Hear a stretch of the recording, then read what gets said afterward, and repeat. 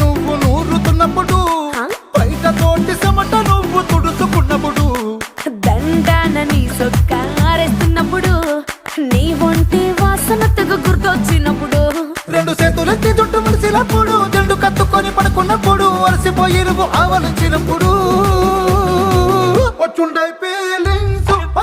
feelings వచ్చి వచ్చి చంపేస్తు